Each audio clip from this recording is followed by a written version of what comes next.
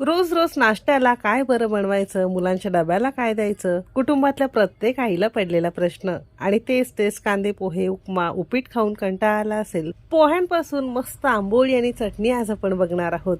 तर रेसिपी नेहमीप्रमाणे भरपूर टिप्ससह तुमच्यासोबत मी शेअर केलेली आहे, म्हणून ती अगदी शेवटपर्यंत नक्की बघा. आणि जर आवडली तर एक लाईक नक्की करा.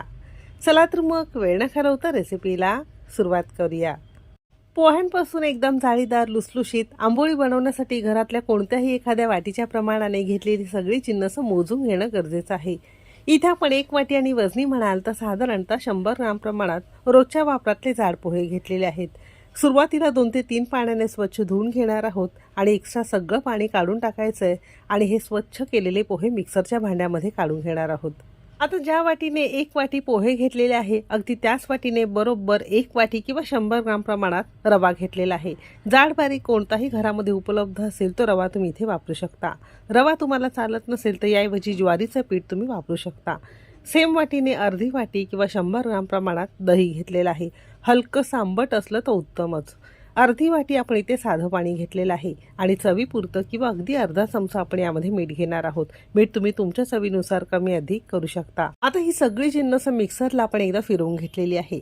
आता थोडंसं मिक्सरला चिटकून बसतं पीठ, म्हणून काय करायचं, सेम वाटीने पाव वाटी साधं पाणी मिक्सरला घालून सगळं घंगाळून असं हे पाणी यामध्ये घातलेलं आहे. म्हणजे अन्न सुद्धा वाया जाणार नाही. म्हणजे सेम वाटीने पाऊण वाटी आपण इथे पाणी वापरलेलं आहे. म्हणून घेतलेली सगळी जिन्नस मोजून घेणं गरजेचं आहे. म्हणजे पदार्थ अजिबात तुमचा चुकण्याचा प्रश्न येणार नाही.